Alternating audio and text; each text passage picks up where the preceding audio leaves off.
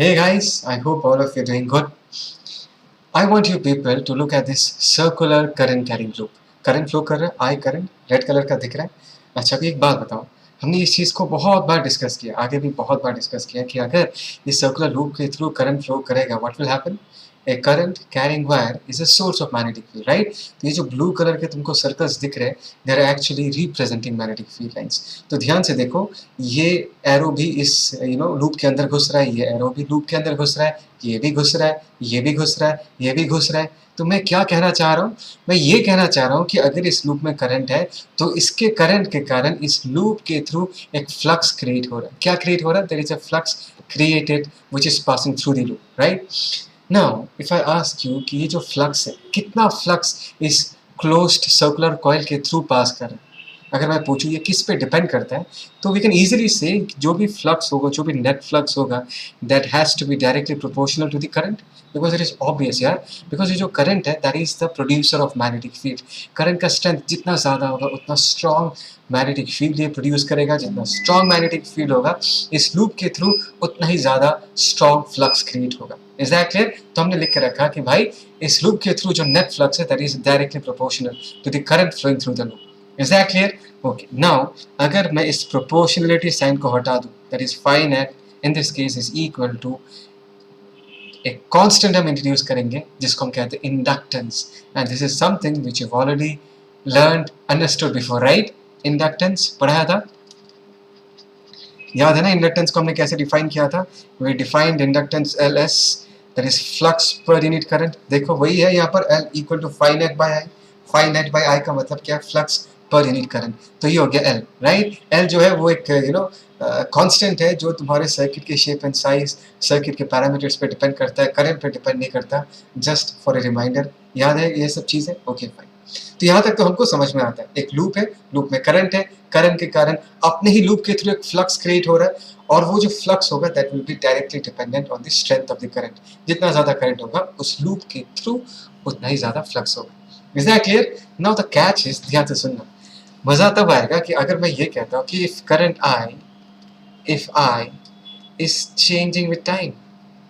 अगर मैंने ये कह दिया कि ये जो करंट है ये अगर टाइम के साथ बदलता जाए तो क्या होगा?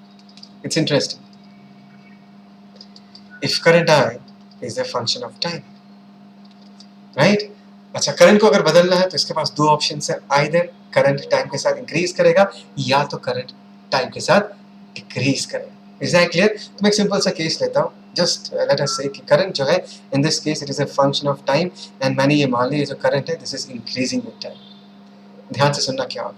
अगर करंट टाइम के साथ इंक्रीज करे तो करंट के कारण जो ये बी प्रोड्यूस हो रहा है, B magnetic field, this will also be a function of time and this will also increase with time. मैं इंक्रीज लेके समझा रहा हूँ, ठीक है? डिक्रीज के लिए भी सेम लॉजिक बैठेगा, सेम फिलोसफी बैठेगा. सिर्फ अभी इंक्रीज को लेके एक बार डिस्कस करते हैं.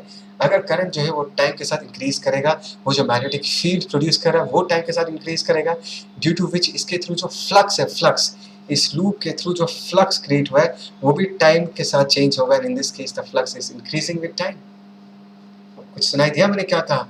मैंने कहा कि इस लूप के थ्रू जो फ्लक्स है that is increasing with time. What does this mean? इसका मतलब क्या है? इसका मतलब ये है कि अगर फ्लक्स बदलता है तो तुम्हारे दिमाग में क्या चमकेगा? फराडे ने कहा था कि अगर किसी लूप के थ्रू फ्लक्स बदलता है, इंक्रीज भी कर सकता है, डिक्रीज भी कर सकता है. इंपॉर्टेंट क्या है? क्या फ्लक्स बदल रहा है? Yes, in this situation flux is changing. तो फराडे ने कहा था कि भाई अगर किसी लूप के थ्रू फ्लक्स बदलता है तो उस लूप में एक ईएमएफ इंड्यूस होता है, करंट आता है जिसको हम इंड्यूस्ड करंट बोलते हैं, जो कि कॉज को क्या करता है?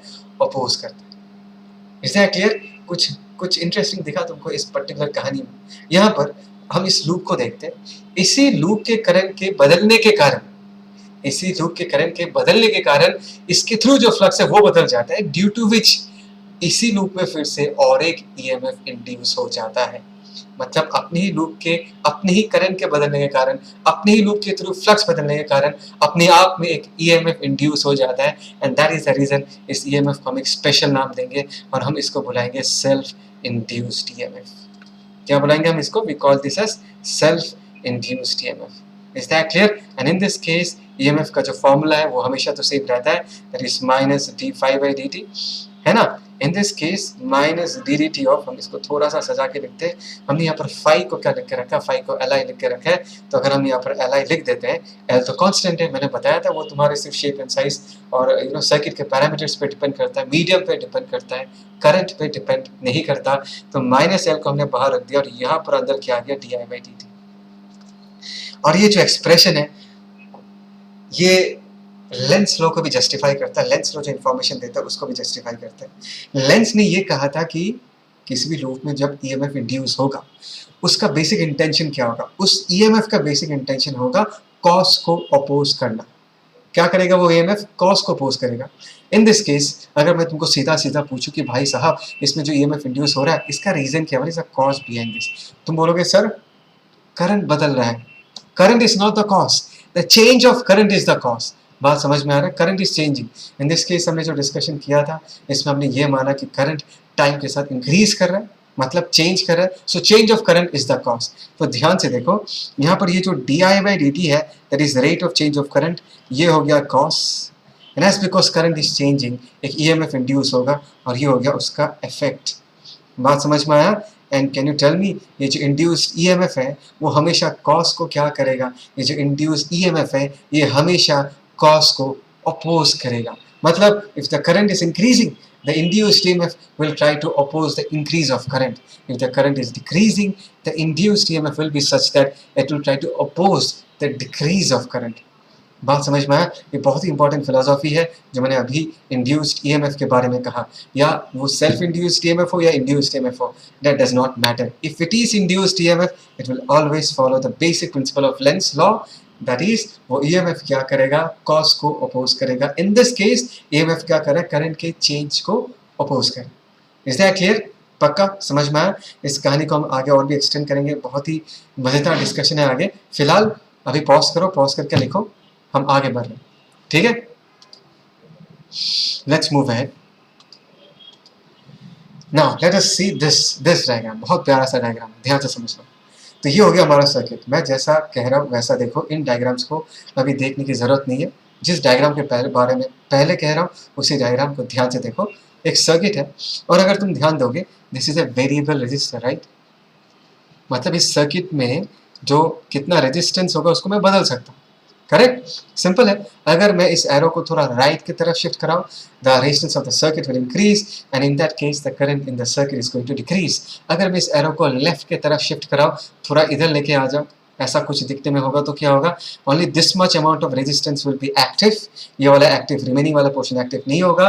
The amount of resistance in the circuit will decrease which will result in an increase in the current in the circuit. That means basically हम क्या करें, हम रेजिस्टेंस को बदल के, किसको बदल के, रेजिस्टेंस को बदल के करंट को बढ़ा भी सकते हैं, घटा भी सकते हैं। Is that clear. अच्छा, नेक्स्ट कहानी कौन है, नेक्स्ट कहानी में है हमारे पास हमारा प्यारा सा इंडक्टर।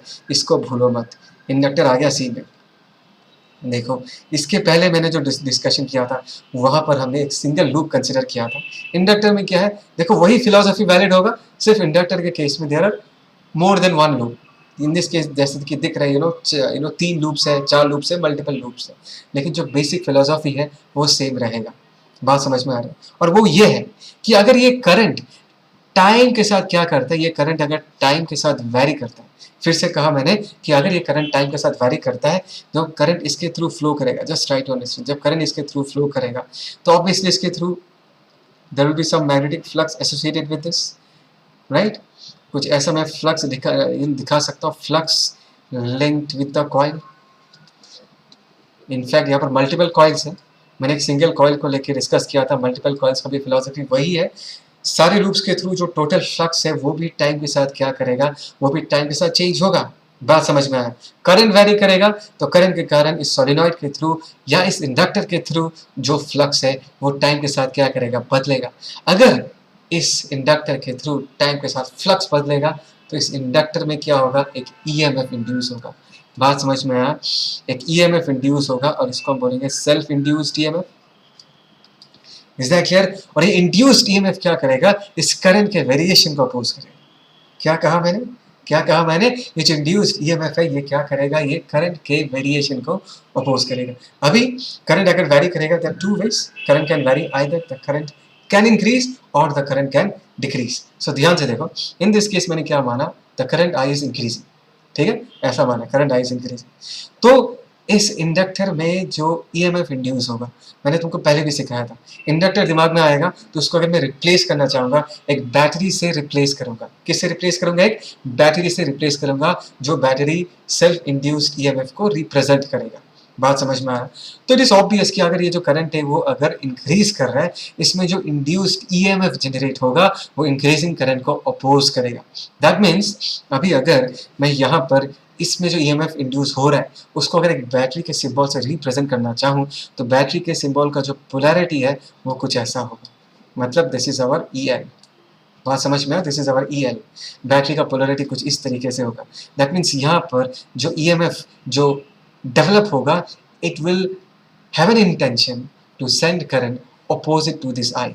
मतलब इसका इंटेंशन अगर देखो, मैंने तुमको सिखाया था कि बैटरी का पॉजिटिव टर्मिनल से हमेशा करंट निकलता है। So this is the direction along which this battery is intending to send current. इस तरफ, इस तरफ, इस तरफ ये जो बैटरी है अपना करंट भेजना चाहता है। बात समझ में आया?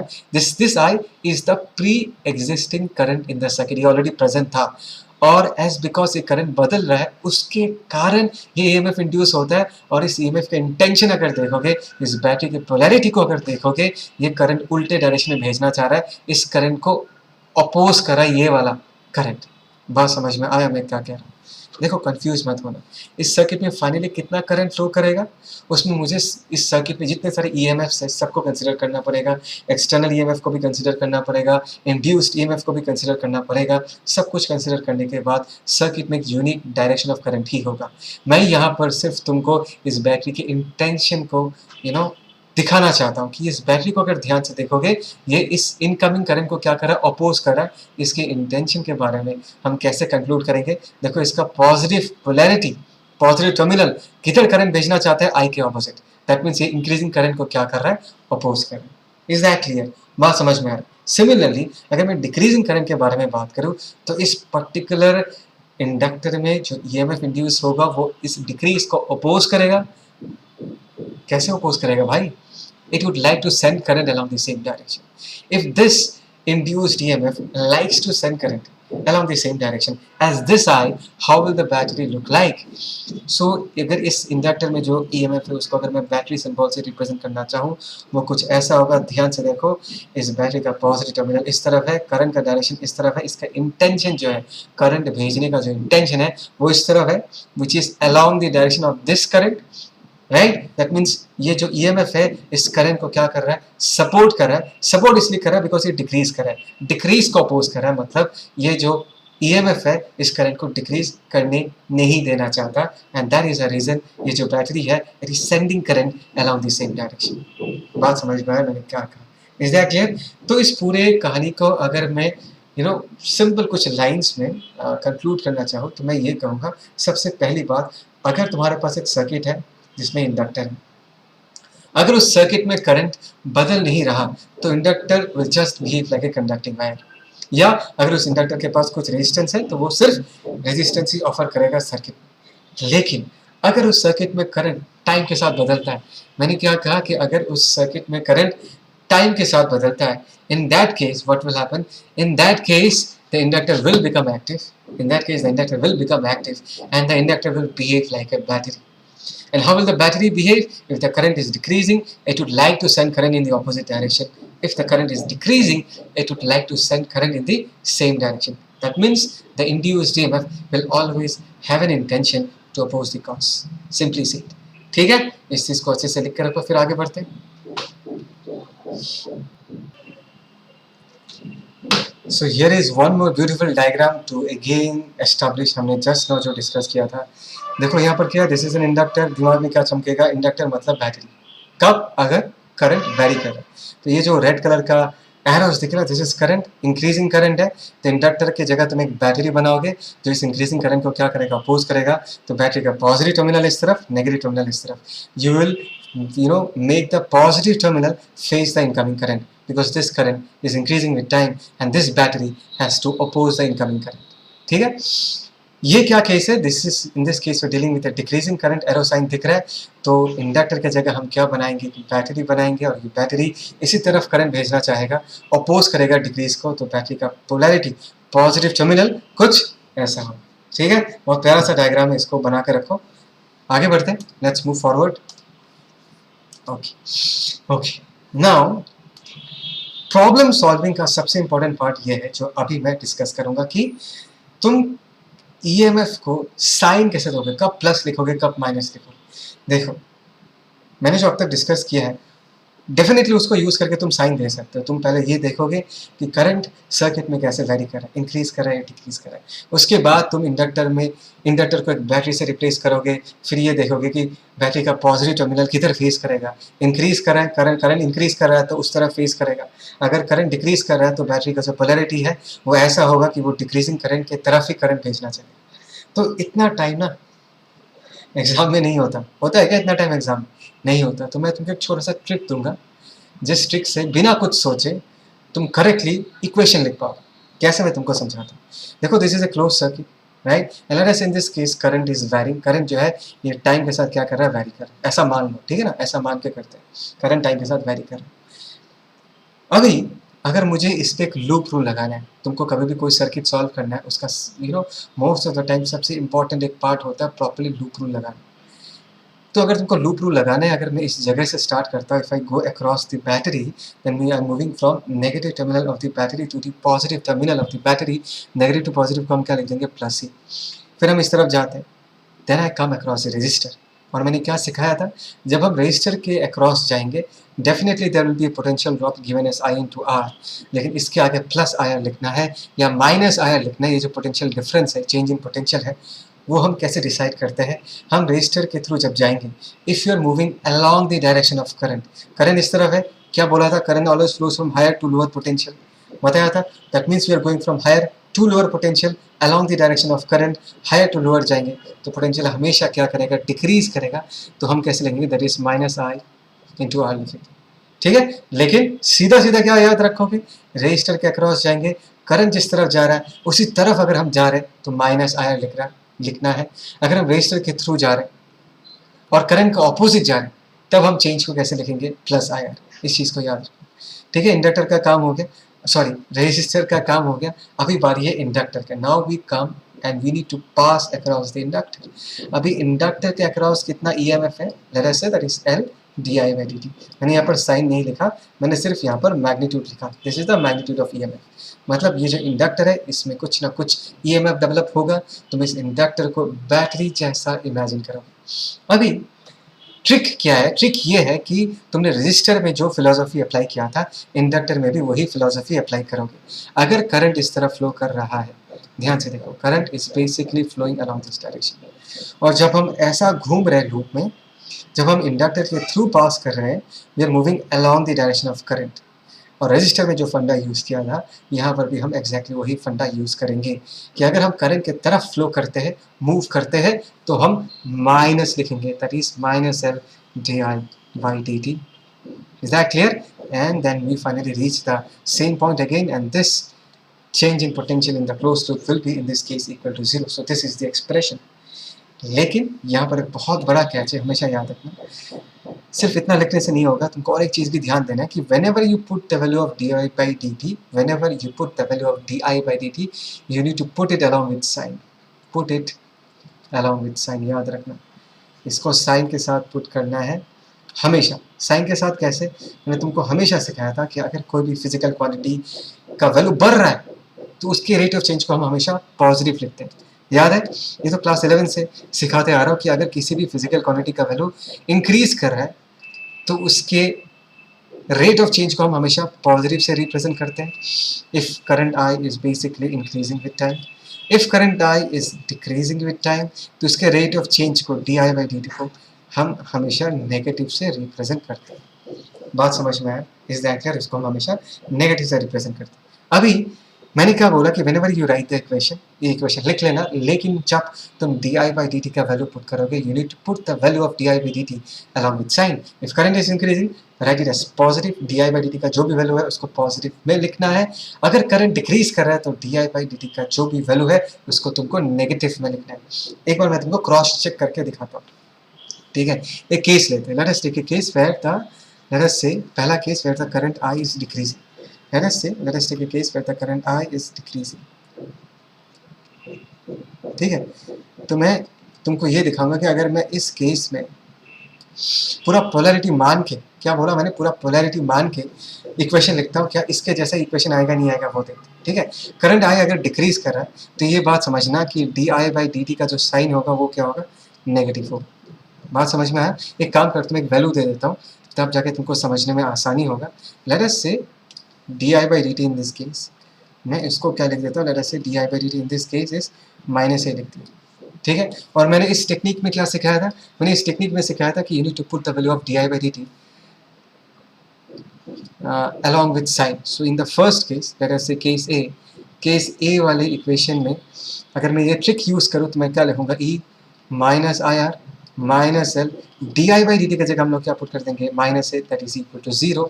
और इसको हम फाइनली क्या लिख सकते हैं, e minus IR plus LA.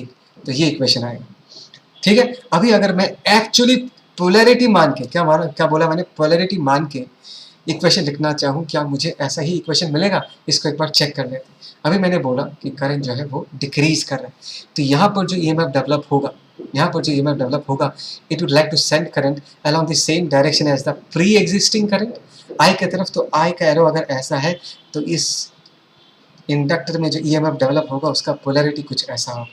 बात समझ में आया. It would like to send current along the same direction. So in this case अभी अगर मैं इक्वेशन लिखना चाहूँ, नेगेटिव टू पॉजिटिव क्या लिख दूंगा, प्लस ही, we are moving through the resistor along the direction of current, हम क्या लिख देंगे, -IR. और जब हम इस इंडक्टर के थ्रू पास कर रहे हैं, we are moving from negative to positive potential. बात समझ में आया, from negative potential to positive potential. तो हम यहाँ पर क्या लिख देंगे in this case, plus. And what is the change in EMF in this case, इस केस में EMF हम क्या लिख सकते हैं, E का सिर्फ मैग्नीट्यूड अगर मैं लिखूँ तो L di/dt. In this case हम क्या लिख सकते हैं, LA, this is the magnitude. Sign के साथ लिखना चाहूँ तो नेगेटिव टू पॉजिटिव हम क्या लिख देंगे, plus LA. So plus LA that is equal to what, 0. देखो इस इक्वेशन को देखो और इस इक्वेशन को देखो.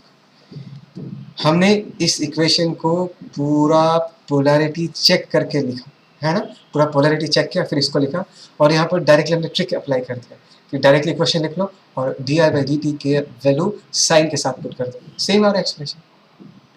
Is that clear. अभी मान गए ना, पक्का कन्विंस्ड. अभी पॉज करके इसको लिख के रखो, उसके बाद मैं केस 2 डिस्कस करो. पॉज करो, मैं मिटा रहा हूँ. Okay, let us take the next case now. The next case is if current I is increasing with time. क्या बोला मैंने, current I in this case is increasing with time. So current I को मैंने increasing मान लिया. अगर मैंने current I को increasing माना, ध्यान देना di/dt का साइन हम क्या लिखेंगे, di/dt का साइन लेट अस से हम प्लस से लिख देते हैं. Is that clear. तो यहाँ पर भी di/dt का वैल्यू हम प्लस से लिखेंगे. तो case, this is case B for example. तो केस B के केस में इक्वेशन दिखने में कैसा होगा, that is E minus IR. और यहाँ पर हम क्या लिख सकते हैं, माइनस L. di/dt का वैल्यू प्लस है, minus LA that is equal to 0. तो यहाँ पर अगर मैं प्रॉपर बैटरी सिंबल बना के पोलैरिटी को चेक करके इक्वेशन लिखता हूँ तो कैसा इक्वेशन मिलेगा, करंट इंक्रीज कर रहा है तो यहाँ पर जो EMF होगा वो इनकमिंग करंट को अपोज करेगा, तो बैटरी का पोलैरिटी कुछ ऐसा होगा, और इसका EMF का मैग्नीट्यूड का वैल्यू कितना होगा, LA. Is that clear. तो अभी अगर मैं इसमें लूप रूल लगाता हूँ, नेगेटिव टू पॉजिटिव हम क्या लिख देंगे, प्लस ही. रेजिस्टर के अक्रॉस जा रहे क्या लिख देंगे, माइनस IR. जब हम इंडक्टर के अक्रॉस जा रहे हैं, we are moving from the positive terminal of the battery to the negative terminal of the battery, potential will drop और हम माइनस LA लिख देंगे दैट इज इक्वल टू 0. इस इक्वेशन को देखो और इस इक्वेशन को देखो, दोनों क्या है, दोनों एग्जैक्टली सेम. बात समझ में आया, कन्विंस्ड. सो आगे से इतना मेहनत करने की जरूरत नहीं है, ये जो ट्रिक बताया उस ट्रिक को यूज करना. अगर तुम इंडक्टर के थ्रू करंट जिस तरफ है उसी तरफ फ्लो कर रहे हो, माइनस L di/dt लिख देना. इंडक्टर के थ्रू करंट जिस तरफ है उसके अपोजिट डायरेक्शन में अगर मूव कर रहे हो लूप रूल अप्लाई करते वक्त, तो तुम प्लस L di/dt लिख देना, और di/dt का वैल्यू लेकिन हमेशा साइन के साथ पुट करना. इज दैट क्लियर, पक्का समझ में आया? Okay fine. एक छोटा सा प्रॉब्लम कर लेते to get the actual feel. बहुत सिंपल सा प्रॉब्लम है। देखो क्वेश्चन क्या है, क्वेश्चन ऐसा है कि A B is a part of a circuit दिख रहा है, find the potential difference A और बी के अक्रॉस पोटेंशियल डिफरेंस पूछा है। और जो पहला केस है, पहला केस में क्या, ध्यान से देखो, current I equal to 2 ampere and it is constant. And it is constant का मतलब क्या है, D I by D T that is equal to 0. That means in this case EMF across the inductor in this case also will be equal to what, 0. बस अभी अगर first case में अगर हमको पोटेंशियल डिफरेंस लिखना है तो सबसे पहले हमने इस जगह के पोटेंशियल को VA लिख दिया। Then we move across the inductor, this is an ideal inductor, इसमें हमको रेजिस्टेंस नहीं मानेंगे, so there is no change in potential, कुछ लिखने की ज़रूरत नहीं है। Then we go across the battery from positive terminal to negative terminal, तो हम -5 लिख देंगे। Then we go across the resistor, current का डायरेक्शन ऐसा है, भूलना मत, and we are moving along the direction of current, तो -IR लिखना है, तो I की जगह 2, रेजिस्टेंस की जगह हम 2 लिख देंगे, and we finally reach the point B। So in this case हम VA माइनस VB क्या लिख सकते हैं, ध्यान से देखो, दैट इज 5 + 4, हम 9 वोल्ट लिख सकते हैं। This is the first case, ठीक है। सेकंड केस में क्या है, ध्यान से देखो, सेकंड केस में current I equal to 2 ampere and it is increasing at the rate of 1 ampere per second. इसका मतलब है कि di/dt का value it is +1 ampere per second. बात समझ में आया? एंड इन दिस केस अगर मैं अभी इस A to B अगर ट्रैवल करता हूँ तो A का पोटेंशियल VA लिख दिया, and when we move across inductor, मैंने टेक्निक क्या बोला था, if you move along the direction of current -L, L की जगह हम 1 लिख सकते हैं, इनटू di/dt, di/dt का वैल्यू साइन के साथ पुट करो, दैट इज +1, ठीक है। -L di/dt हमने लिख लिया, पॉजिटिव टू नेगेटिव हम क्या लिख देंगे, -5 volt. Is that clear? Then we move across the resistor, minus current कितना होगा 2, रेजिस्टेंस कितना होगा 2, that is equal to VB। फिर से और एक बार, when we are moving across the inductor, current in this case is increasing, तुमको बस ये देखना है कि करंट जिस तरफ फ्लो कर रहा है उसी तरफ अगर हम मूव कर रहे हैं, हम -L di/dt लिख देंगे, और di/dt का वैल्यू तुमको साइन के साथ लिखना है, तो हमने +1 लिख दिया। So in this case VA minus VB हमको क्या मिलेगा, दिस इज 2 2 जो 4, in this case -9, this is -10 हो जाएगा, so in this case that is +10 volt. Is that clear? ये हो गया। If we talk about the third case में क्या है, I equal to 2 ampere and it is decreasing at the rate of 1 ampere per second। तो in this case di/dt का value तुमको sign के साथ पुट करना है, तो -1 लिखना है तुमको। इक्वेशन क्या लिखोगे, VA, इंडक्टर के अक्रॉस जाओगे तो -L di/dt ही लिखना है, करंट की तरफ जा रहे हैं तो -L की जगह 1 हेनरी, di/dt का वैल्यू इस बार लेके तुमको साइन के साथ पुट करना है। क्या बोला मैंने, साइन के साथ पुट करना है, और इन दिस केस दैट इज -1, इसको भूलो मत, सो दिस इज -1। उसके बाद तो +2 -5 volt, -IR 2 × 2 that is equal to VB। बात समझ में आया? सो इन दिस केस अगर मैं VA माइनस VB निकालता हूँ तो दिस इज 2 2 4, यहाँ पर 5 + 4 9 हो जाएगा, राइट, -9, और यहाँ पर क्या आ जाएगा +1, दैट इज -8, इधर लेके जाऊंगा तो +8 volt. So this is the correct answer in this case. -4 -5 -9 +1 that is -8, इधर राइट की तरफ लेके जाऊंगा तो +8 volt. So this is the answer in this case. Very very simple. I hope so तुमको ये समझ में आया। So this was the entire concept regarding self induction. I tried my best कि तुमको प्रॉपरली समझ में आए, जिस तरीके से बोला एग्जैक्टली उसी तरीके से समझना, ठीक है। मैंने सारे पॉइंट्स को अच्छे से एनालाइज किया है, कॉपी करना, रिवाइज करना और समझना, ठीक है। चलो इस वीडियो को यहाँ पर ही क्लोज करते हैं। Bye, take care.